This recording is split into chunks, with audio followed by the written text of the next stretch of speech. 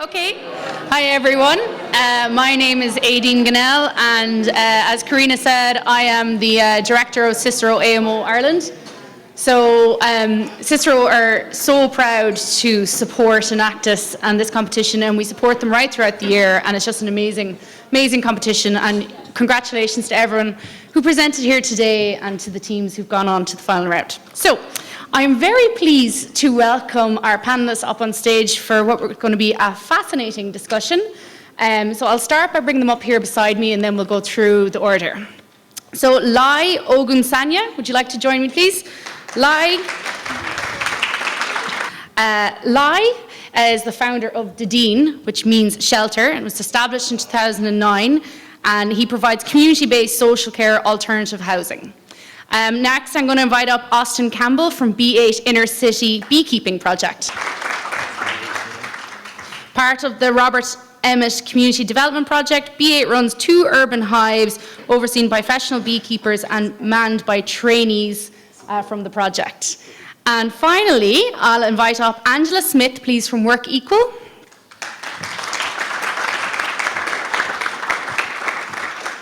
So Work Equal's mission is to promote economic independence of women and build an Ireland where everyone's skills and potential are recognised by society.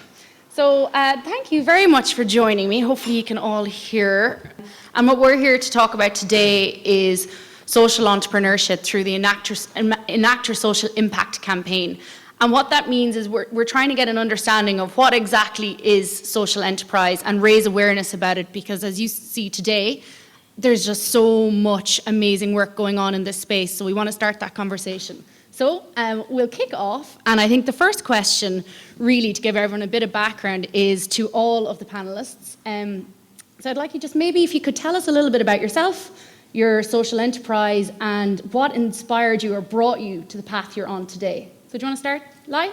Oh no, I thought you were going to start from over there. I'll change it up next time. Yeah. Okay. So yeah, for me, it's an interesting story. I began my journey sort of working in the private sector for many years, and then went back to study as a mature student.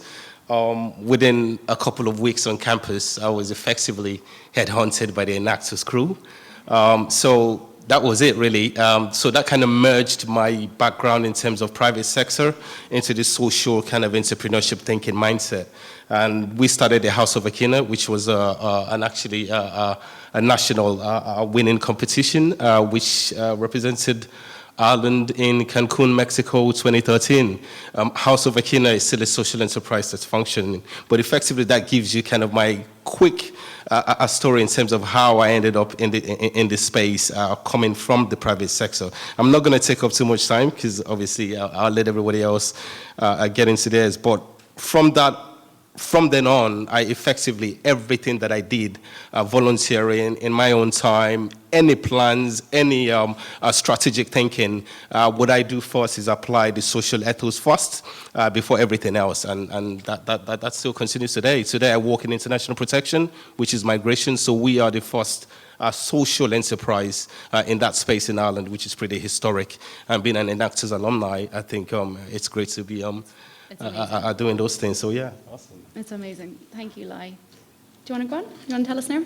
Yeah, so I guess a little bit of a different journey. I began working in homeless services, and like charities, I think generally are quite linear. There's like a service provider providing a service to a underserved or marginalized group, but I guess, you don't have capacity to change the reason why people are marginalized in the first place. In homeless services, you're just looking after people, providing them with a bed, keeping them off the streets. So originally, I would have set up a social enterprise called My Streets Ireland, and we empowered people to become walking tour guides. They're paid 40 quid an hour. We provided employment, and I think most importantly, we provided people with control of their own narrative. So instead of being marginalized and, pitied, people were given a platform to develop a positive kind of story on. And like World Economic Forum covered it a couple of times. It got huge attention. A lot of people got employment. A lot of people, I guess, changed their trajectory Then COVID came. It was a disaster for tourism. It was an absolute disaster for homeless services. Everybody was dispersed all over the place. So during that time, I changed jobs. I used to run My Streets Ireland through my previous job in a homeless service. And then I moved to Robert Emmet CDP. And I kind of noticed, I know Lai a little bit through that. And then I know Angela through social enterprise as well. So the current place I run, we operate 2 social enterprises. And again, it's a way of, I guess, generating value in a way that charity can't, and giving people opportunities to move beyond the kind of marginalised group they're in. So that's how I began doing it, and that's why I continue to do it. Angela? Okay, I actually started off in the corporate world, and like Lai, and would have been involved in the CSR department, or I think it's called now ESG, I think is a new word for it now. And I would have been involved in the Arthur Guinness Fund and managing the mentoring and coaching and supports for any of the Arthur Guinness Fund awardees. And that sort of developed my interest in the whole social enterprise space. So as it happens, where I'm with now, Work Equal, we would have started life 11 years ago as Dress for Success. So people probably know I'm more familiar with that piece, and we're very much about empowering women and supporting women into work or back into work or onto further training. But the main thing is to get them to a place where they want to be. And I suppose when a woman is empowered and she's in a good place herself, her children, her partner, family, it's like a domino effect, will all benefit from that. And having that economic independence is hugely, hugely important. So as it happens then, about 6 years ago, I was leaving Diageo, and who came along but Work Equal, or as a time, Dress for Success. And because I knew the values and the ethos of the organisation, so what we do, we provide a number of services, such as we provide expertise in mentoring, it's job applications, job interviews, it's also the styling piece. If you're going for an interview and you're not too sure what to wear, or you don't have anything to wear or what's appropriate for an interview, we provide that clothing. To all our services we provide free of charge. We never ever charge our clients. So I obviously jumped at the chance to join Work Equal because I believed in the organisation and what they were about. And maybe from my experience in Arthur Guinness Fund, it gave me a sense of social enterprise and what is a social entrepreneur.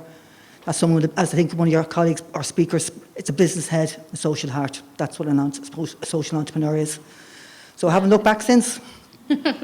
It's a fantastic organisation, Work Equal, and thank you for explaining that. I think Dress for Success, I remember it. It was a very catchy name, but I didn't realise now that the translation into Work Equal. So that's really interesting. No, it took us a long time to make that decision, and I found myself that people would say, "Oh, you only do the clothes. That's all you do." Right. And because we have evolved and developed programs such as financial education program, sort of the mentoring, like matching our clients with corporate partners, the interview skills. Most of our clients have been out of work a long time, and their confidence and self-esteem is on the floor when they come to us, and we're here to get them to a good place to get that job. That's great. Well, look, thanks, Angela, for that. So, look, I'm going to move on to the concept of social enterprise. So, hopefully, everyone here in the room has an idea of what it is. We'd hope at this point, but in general, it's a hard term to define, and it's a hard concept to get your head around. And I think what we were having a quick discussion before this, and we were saying that different people view it in different ways, and there's different theories out there exactly what it is. So, what I'd like to ask now is, because you're so heavily involved in social entrepreneurship and you're working it day in, day out, like what is it to you? What does it mean to you?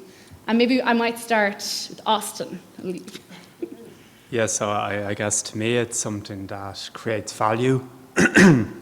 So there's a number, I think, with like a business. It's maybe mainly about the main product, the thing that's being sold. With social enterprise, there's a number of desirable outcomes. So one of them, so at the moment I manage through Robert Emmet CDP a social enterprise called B8, which is a beekeeping project, and in our shoes walking tours.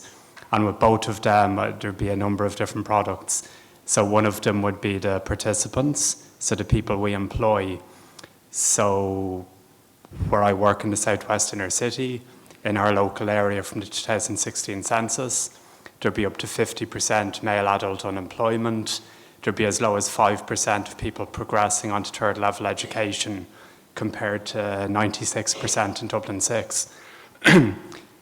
So you're working with like a marginalised community. And there's a lot of businesses in the area. There's a lot of traditional job opportunities. There's a lot of hotels coming in. There's a lot of jobs. But people don't really manage to transition. And as a local community development project, we're very accessible. Anybody can walk in. And by us providing accessible training and direct employment opportunities, we're able to kind of get people in there. So one of our products is the people. Then with our walking tours, last week we won the best walking tour in Dublin. So our products that face the customers are actually, they're high quality, and they can genuinely compete with other products on the market. And I think social enterprise has a benefit over private business in that, because you always have the narrative, you always have the story. Like if your product is as good quality as something that's from a private business, you're always going to win because you have that story.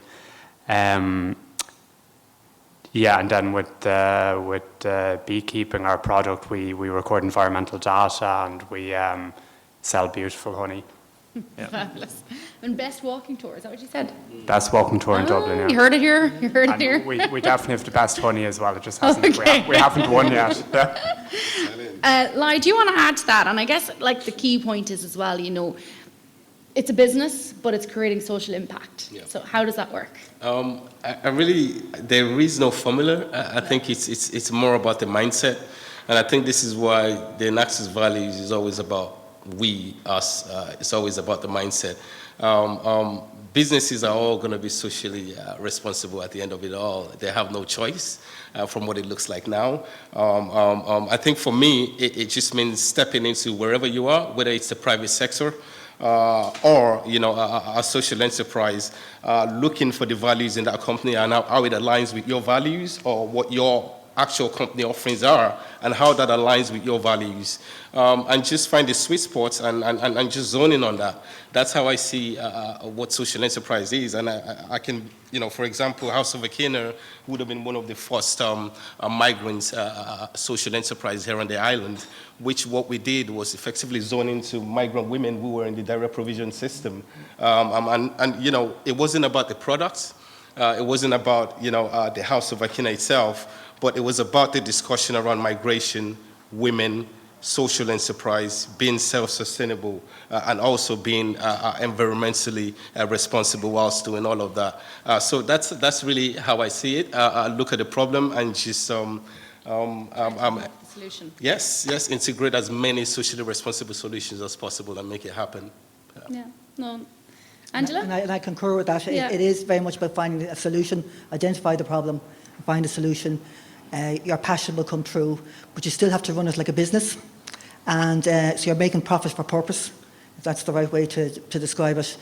I'm looking at the impacts like our organisation has had on over 4,000 women to date in the last 10 years. Wow. And 6 out of every 10 have got jobs within using our service within a year.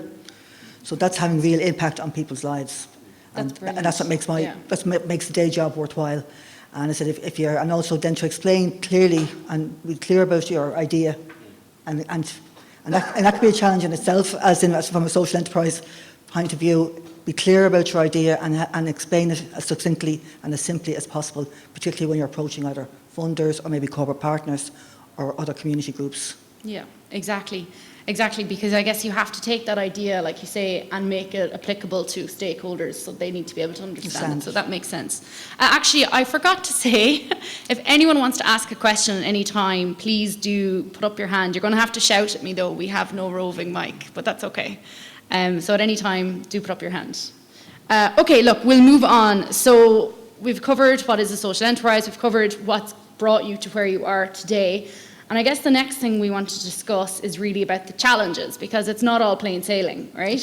No. It's a difficult industry, it's a difficult sector to be in, as well as all the positives of actually creating such impact. But why don't we have a discussion now about what those challenges are?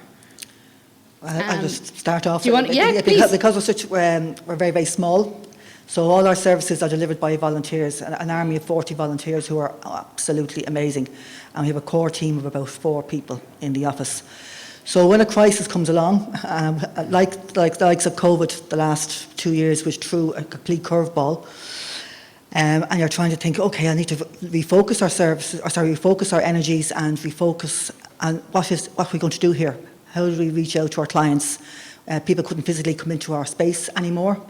So it meant talking to our clients and our volunteers and also our funders to see how are they being impacted by COVID, for example, and how can we work with them.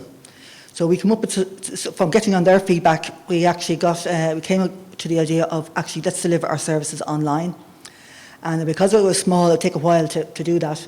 But then for some of our volunteers, they were very uncomfortable with that because they felt they were missing out or losing something special or positive from that one-to-one interaction with our clients. So they didn't know how our clients were going to react to the online piece and would they be comfortable, did they even have access to the technology in some cases. And also then from our volunteers, we took the time out and it took a while to get them all trained up so that they were comfortable having those online conversations. So now the benefit of that was the fact that we moved online and meant we could deliver our services outside of Dublin. So we've now been able to deliver our services to the Midlands, we have a workshop at Cork next week, to Limerick. So that was one of the side benefits. You turned it into an opportunity. So now's an opportunity now to go nationwide and call ourselves and grow into a national organisation. Austin, I might get you to pick up on that and that's like a very clear example of a challenge that you developed into an opportunity with COVID. And I think there's probably a lot of people in this room that would resonate with that. I mean, it's definitely taken my work more international, which has been fantastic because of the technology and everything we're adopting. But just in general, if we take social entrepreneurship in general and trying to run a social enterprise, talk me through some of those challenges. What does it look like for you on a day-to-day basis? Like, what keeps you up at night? Running the social enterprise. Okay. In general. Yeah, I guess with social enterprise, because it's not as straightforward as a business, you're not going to get rich. So like with charity, so I run a charity and social enterprise within that. Charity is very linear. It's very simple. You have a number of beneficiaries generally that you have to hit. Then you get your government funding, you report on that. You have a team under you. It's very structured. It's quite easy to do unless something upsetting happens. With social enterprise, there's so many. I don't know, is it the way a social entrepreneur's brain works? But there's like so many social problems. And social problems are your opportunities as a social entrepreneur because you see like, okay, this is, with our beekeeping project, I look around, okay, like we have native Irish honeybees, they're nearly extinct, which is awful, but that's an opportunity to breed them and to get them out there.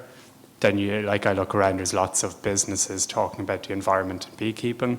That's another huge opportunity to see what they want to do and for us to provide a solution to them. Another problem is like very high unemployment rates, very low education attainment rates, but that becomes an opportunity to design an accessible education model where graduates can be employed. So what keeps me awake at night is just looking around and you see something, then it's okay. So if I email this person and get these people on board, and then that'll get these people on board, and it's just like dominoes going in my head. That's what keeps me awake. That's really helpful, and it kind of like it paints it in a very clear way. Like there are challenges, but there are also opportunities. And like you say, like you're very socially aware, so you see a lot more than maybe an average person who's not in the same mindset. So thank you for that. I think I'm lucky because I work in a charity, so I dealing with the problems every day. And if you don't do social enterprise, you're not kind of creating any sort of system change. The problems just stay there. Whereas if I wasn't working in charity, I wouldn't have that access. I feel lucky. And Lai, just like if we take Dadeen, for example, talk us through like how you have found setting that up and the challenges.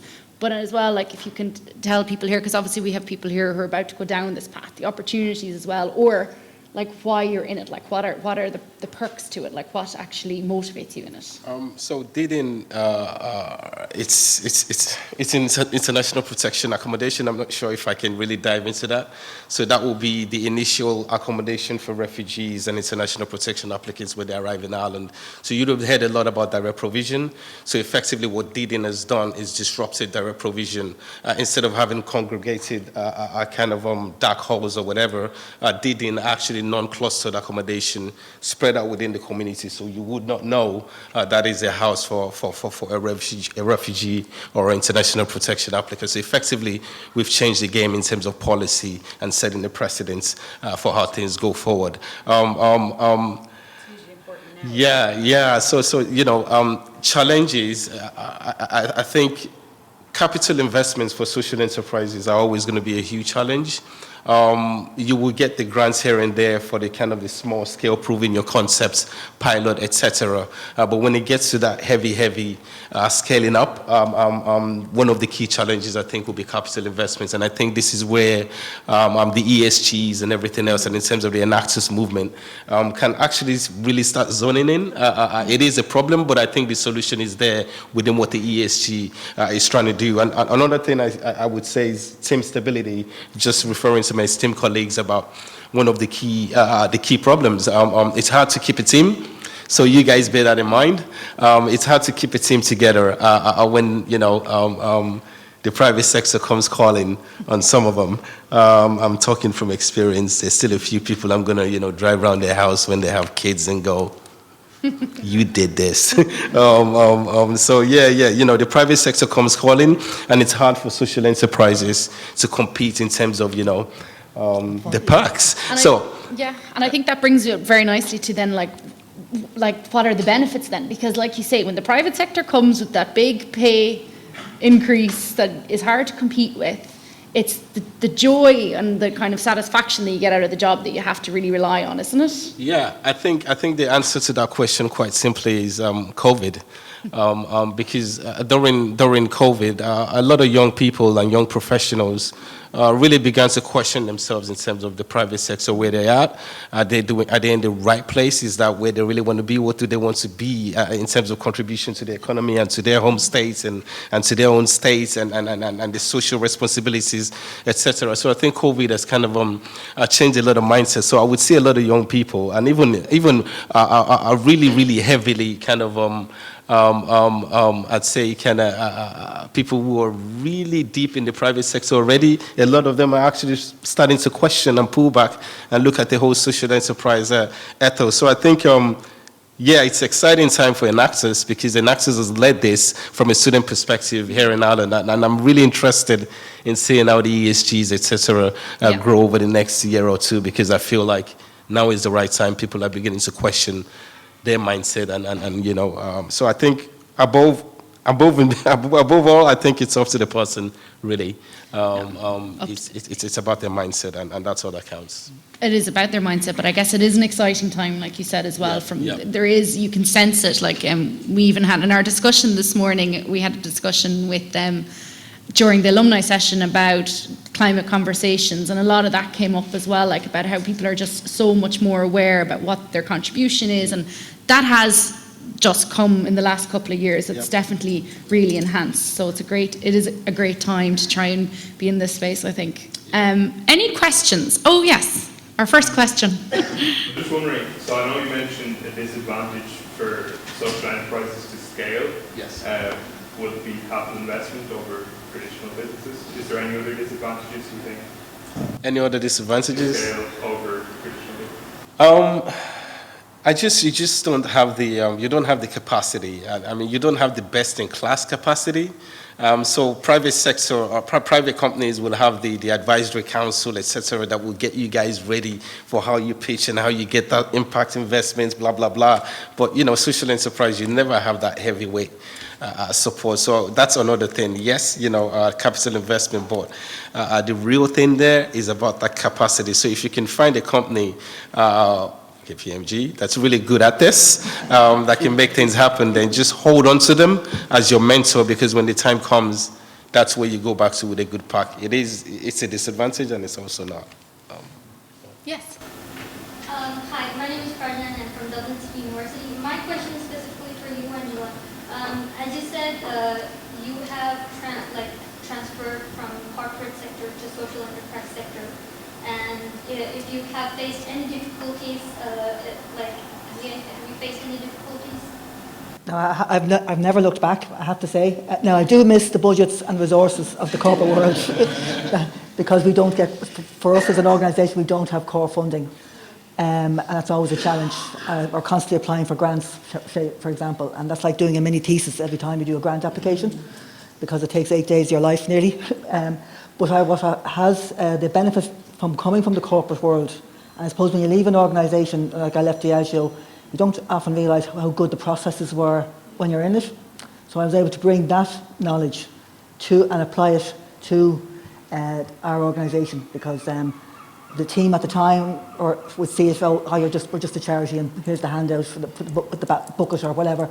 And I'm going, no, we need to bring in a proper business plan, strategic plan. You run it like a business. But I said we are aiming to make some profit, but it is for a good purpose, if that helps. Yeah, thank you. Thank you for your question. Any other questions? Yeah? Thanks. In social enterprise, how important is the diversity of your team when you're trying to look at a problem from different views and actually come up with solutions? Is that to anyone in particular? No. No? Anyone take that? It was hugely important. Now, we have a very small team. I said there's only 3 and they're working part-time, and then myself. But we have an army of volunteers who've come from, there's about 40, and they come from different backgrounds, different skill sets, and different cultures, which is, again, hugely important. And we're also, the ladies that are coming through our door, they're actually more, as I said, there's more diverse group. Like, for example, we had an event for the Ukrainian women last week, and we went to make sure we had interpreters. We had to make sure we had people in the room that could give good practical advice on how to set up a CV, how to set up a bank account, whatever. But no, that diversity and having different ways of thinking is huge, absolutely huge. That is correct, especially in the context of migration.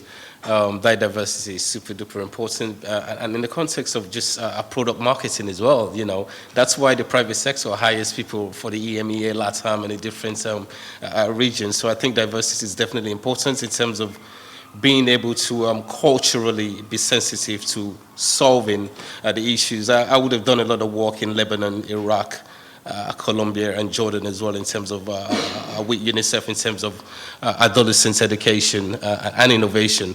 It was hell because it's very hard to walk into a room when you think of the UN and the World Economic Forum, etc. A lot of these organizations would have, not naturally homegrown talents. There will be experts who have come in. So walking in to try and work with experts and then trying to make them realize actually you would really need to connect with the streets in order to understand how we solve this problem. So I think it's a no-go without the diversity because it not only, it helps the revenue and the bottom line as well in terms of the cultural sensitivity to break in the market. So. Yeah. Hi, my name is Jay. I'm and my question is, you rely a lot in the goodwill of people and their passion for the social enterprise. But when it comes to deal with conflict between the people that support your enterprise, how do you deal with it? Well, maybe Austin, do you want to take that? Yeah. So when you say supporters, as in customers or donors? Like volunteers or yeah. Because, the payment route is not as good as it would be in the corporate world. It certainly isn't. I guess everybody is, bound by the same passion. Everybody is in it for a reason. So you just draw people back to that. Does it happen often? Is it something that is friction for Yeah, those reasons? I think in the social enterprise I'm involved with now, I haven't really seen it. There just seems to be like opportunity after opportunity, and there might be a thing where there's a potential donor and there might be a conversation about our ethics, should we include them? And that would generally be where conflict might come from. And lots of times we say no to potential donors because we don't want, once you're compromised, you're done for, because you're purpose driven. So we'd always kind of avoid conflict by maybe being conservative and not not putting ourselves out there and potentially undermining our whole value. My previous experience at social enterprise was with My Streets Ireland, and we dealt directly with people currently experiencing homelessness. So there was a lot more potential for conflict because there was chaos in the people we were working with, which ranged from breaking up fights in cafes, which ranged from like having conflict in the green room before we went in the Claire Byrne show or something like that.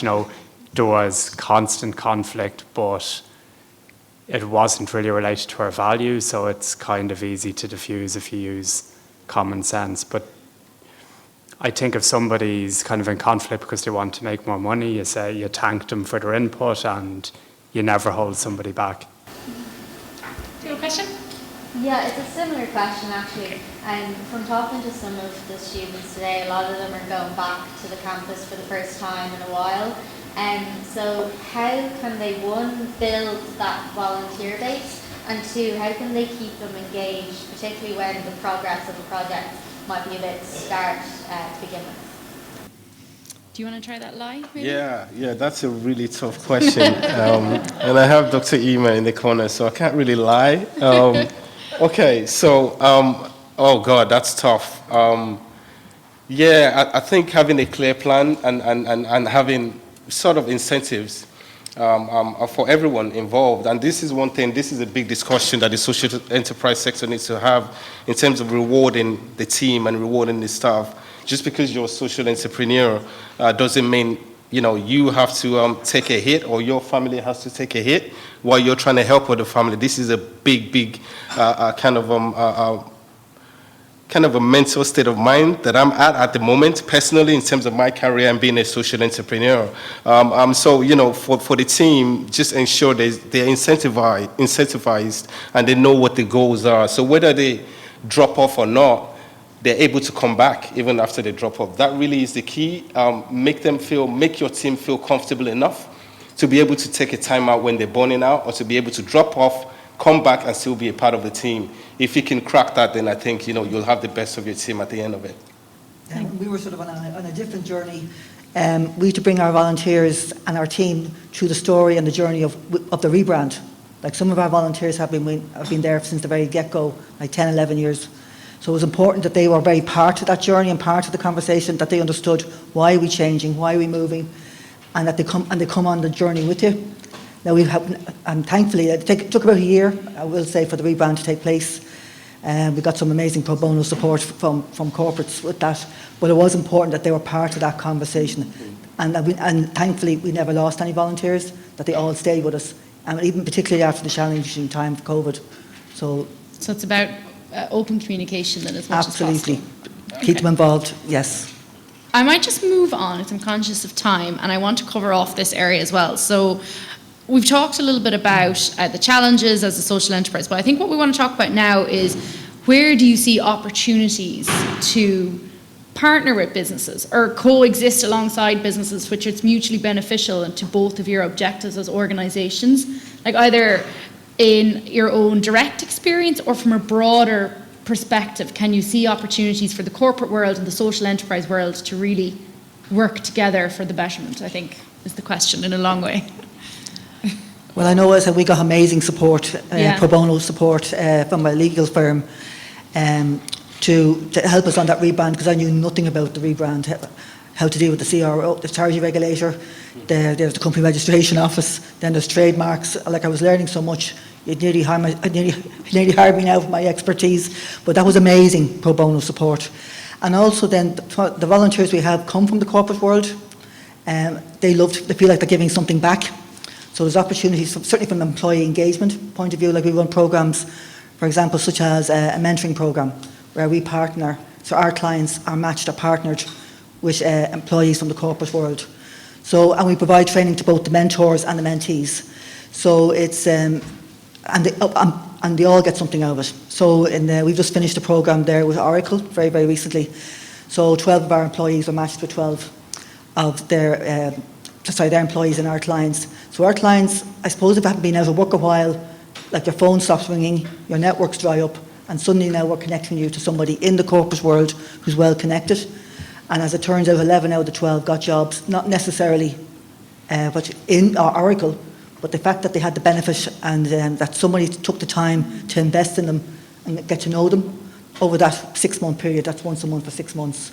So certainly from an employee engagement point of view, Employee definitely, engagement absolutely, and then of course diversity and inclusion is also key as well. It's a big thing at the moment as well, employee engagement, because of the talent issues and everything, and it's so important for employees. I think that element to feel like they're also contributing to broader society in some ways. Anything you want to add, Lyra Austin?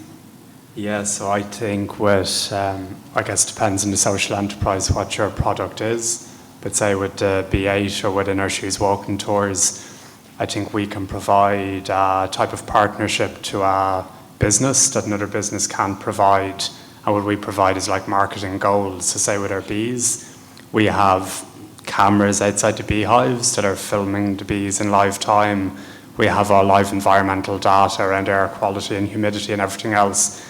And this can be put through to a business's website.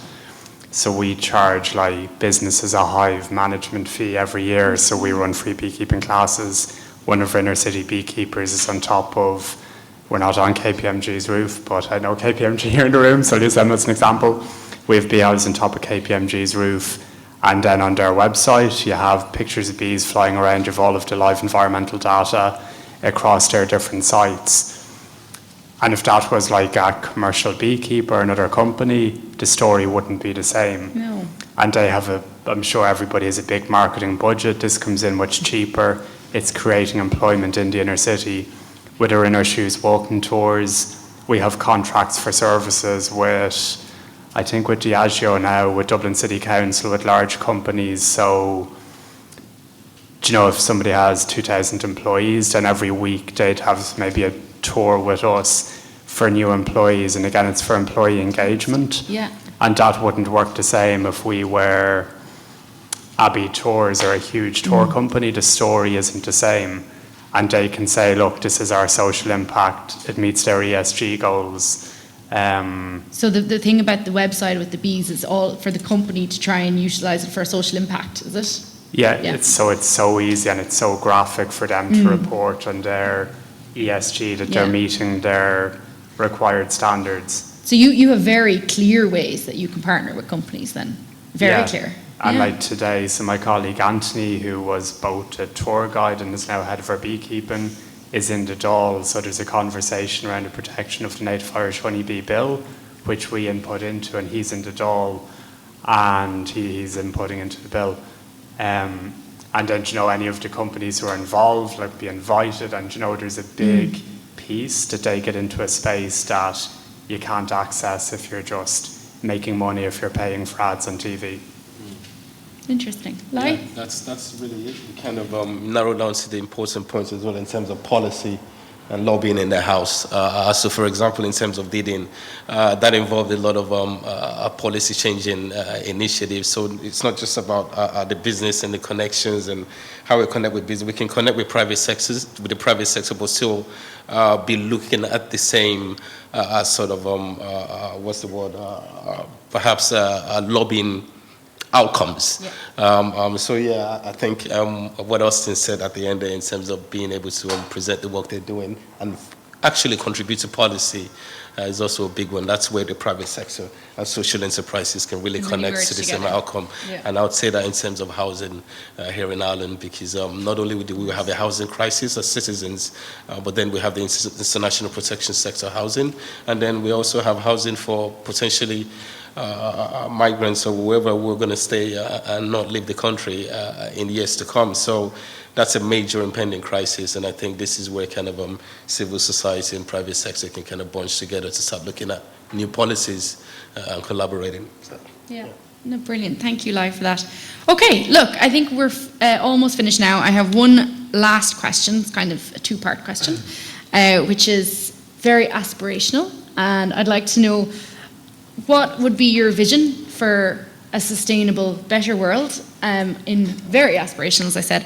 And then if you have any advice for the students or the teams here today, that's I'd like to part on, if that's okay. So will we start? No pressure. We start with you, Angela? I suppose from our organisation, sustainability comes in two forms. When I talk about the image consultancy, That's me. Just to explain that service, if a woman has an interview lined up and doesn't have an outfit to wear to an interview, she's referred to us, or she comes to us, and we'll provide workwear for that interview. And then when she gets the job, she comes back to us and get 4 more outfits free. So that's what you call it. That's sustainable. We recycle up to 8 boutiques of clothing a year. So I probably don't tell that story enough. But so it's and to keep doing that. And I said we usually take an intern every summer. Now, as it turns out, we weren't able to do it the last 2 years. But this year, Charlotte is joining us in 2 weeks' time, and she's into slow and sustainable fashion. So we learn from her as well as she'll learn from us. She'll obviously do merchandising in the boutique. She'll meet and greet her clients. And what I might get her to do is do some research on a swap shop event, if that makes sense. What does that look like? People bringing their clothes, recycling them, maybe give us a small donation to Work Equal, and the women are swapping the clothes between them. So that's just one aspect. And then the other aspect is our clients connecting them to people in the corporate world. That's huge for our clients. We support women from 16 to 65, all walks of life, all different backgrounds. And for them to make that connection, that'll help them really important. get into the workforce and help them on their journey. And if you could leave with parting advice to the students, have you got anything? Look, your passion. Don't lose your passion for your idea. Keep it simple when you're going to explain it, whether it be to a funder or corporate partner. Be very, very clear. You do treat it and run it like a business, as even though it is for a profit for purpose, as I keep saying. As I said, your previous Great colleague, slogan. it's someone with a business head and a social heart. That to me is a definition of a social entrepreneur. And the very, very best of luck. Go for it. Austin? What was the initial question? So the initial one is the big aspirational one is what is your Okay. vision for a sustainable society or future? Yeah, so I think don't focus on the really big thing. Problems are so big. You have environmental things and then they turn into negative things about, carbon tax and all of this. And it turns into fear and anger when you look at the big thing and who's going to solve it, and blaming people, blaming politicians for not solving it gets you nowhere. So begin local, begin with things that you can do. There's a campaign at the moment, I'm sure an actors have one that I should be plugging, but there's something called Get Social Dublin that it's a platform for social enterprises. So maybe if you're thinking of buying something, try to support a social enterprise because they're employing people locally, they're supporting good causes, they have good products, and look at problems. I try to see the opportunity that you can engage with, and don't be afraid and don't get angry, and just be positive. And for students going out in the world with kind hearts, I'd say don't be afraid and go out there, and there's lots of social enterprises, or if you're working for companies, don't be afraid of your own ideas. You can drive them forward and always surround yourself. I know you're all very smart, but have your ideas and surround yourself with people smarter than yourself. And that's it. Now, Lai, last word to you. Okay, so the vision in terms of Vision first, and then the advice. Collaboration, more collaboration, I think, is the vision. Less competition, not in this context, but I think, after we all get out of here, etc., because I've been in the competitions a few times as well, I think more collaboration, even between the universities. What I have seen, and then I'll move on almost simultaneously to the advice. What I've seen in terms of the Anaxis kind of projects is we do some of this, and there's some really cool projects that just kind of, die off. So I really think we need to look at better collaboration post the competition, so we can pick up the slacks on projects that really might have potential and could be plugged into guys like Austin or myself or anybody else or alumni. So I think, perhaps the conversation for another day, but post-competition, we need a lot more plug into the projects that might be kind of shaky. So that's my advice. Don't give up. Find the right people and plug into them with your projects, no matter what level it's on. Just keep it going. Just keep it going. 2013. I'm still doing House of Aquino on a regular basis. I came here from food packing program, which we back in the Digital Hub, where your office is. So from 2013 till today, I'm still actively involved in House of Akina. And, you know, it's not a multi-million-dollar company or whatever, but we're doing things for the community and continuing to have that conversation. That's really all that matters, and then the big stuff will come at some stage as well. So, Thank you, Lai. That's fantastic. Look, thank you so much. Really do appreciate that. Thank you for your time and your insights. Hopefully you got something out of that today. I think it's been really interesting, and it's great to get a sense from people who are working on the ground firsthand for the students and the faculty and alumni here. So that's it. Thanks very much, everyone.